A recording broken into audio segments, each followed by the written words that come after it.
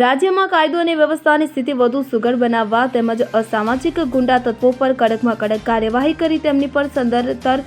અંકુશ મેળવવાના ઉદ્દેશ્ય સાથે રાજ્યના મુખ્યમંત્રી ભૂપેન્દ્ર પટેલના દિશા નિર્દેશ હેઠળ અને ગૃહ રાજ્યમંત્રી હર્ષસંઘવીના માર્ગદર્શનમાં રાજ્યના પોલીસ વડા વિકાસ સહાય તમામ પોલીસ કમિશનર રેન્જ વડા અને પોલીસ અધિક્ષક સાથે વિડીયો કોન્ફરન્સના માધ્યમથી તાકીદની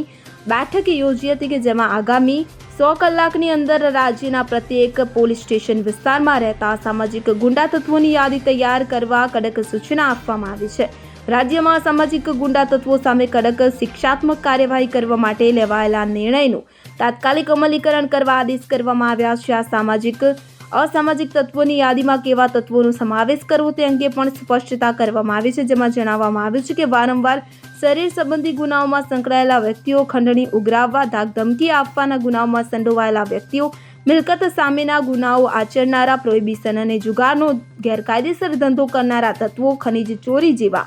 ગુનાઓમાં સંકળાયેલા તથા અન્ય અસામાજિક કૃત્યો દ્વારા જનતામાં ભય ફેલાવનાર તત્વોને આ યાદીમાં સમાવવામાં આવ્યા છે.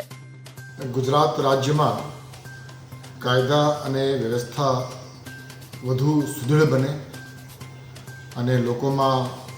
શાંતિ અને સુરક્ષાની વધુ અનુભૂતિ થાય તે માટે ગુજરાત પોલીસ તરફથી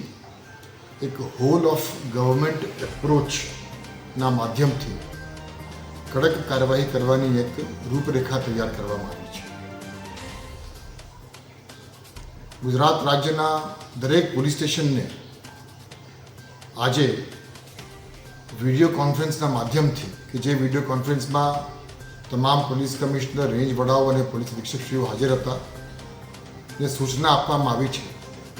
કે આવતા 100 કલાકમાં ગુજરાત રાજ્યના દરેક પોલીસ સ્ટેશનમાં એક લિસ્ટ બનાવવામાં આવે અને એ લિસ્ટમાં જેટલા પણ અસામાજિક ગુંડા તત્વો છે એ પછી શરીર સંબંધી ગુનાઓ સંકળાયેલા હોય, પ્રોહિબિશન બુટલેગિંગ સાથે સંકળાયેલા હોય, જુગાર સાથે સંકળાયેલા હોય, મિલકત સંબંધી હોય, ખંડણી ગુરાવણી હોય, એ તમામ પ્રકારના અસામાજિક કૃત્ય કરનાર વ્યક્તિઓની યાદી દરેક પોલીસ સ્ટેશનમાં આવતા 100 કલાકમાં તૈયાર કરવા માટે સૂચના દરેકને આપવામાં આવી છે. 100 કલાકની અંદર આ લિસ્ટ તૈયાર થઈ ગયા પછી એ તમામ લોકો વિરુદ્ધમાં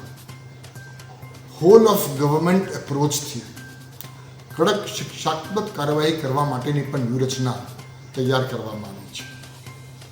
આવા અસામાજિક ગુંડા તત્વો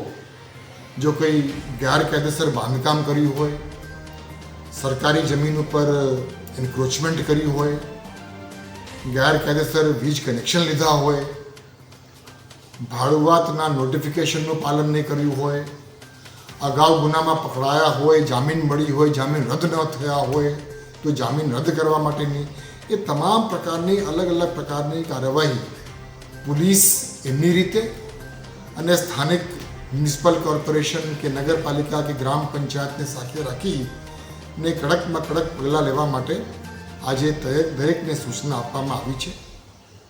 ગુજરાત પોલીસ કોઈપણ અસામાજિક કૃત્યને ખૂબ ગંભીરતાથી લે છે અને ખાસ કરીને એવા પ્રકારના બનાવો જ્યારે બની જાય છે કે જેના કારણે આમ જનતામાં એક ભયની લાગણી ફેલાય છે તે ખૂબ ગંભીર બાબત બની જાય છે. એટલે આ પ્રકારની પ્રોએક્ટિવ પોલીસિંગના માધ્યમથી જે લોકોની વિરુદ્ધમાં એવા પ્રકારનો ભૂતપૂર્વમાં ઇતિહાસ રહ્યા છે એ તમામ લોકોને શોધીને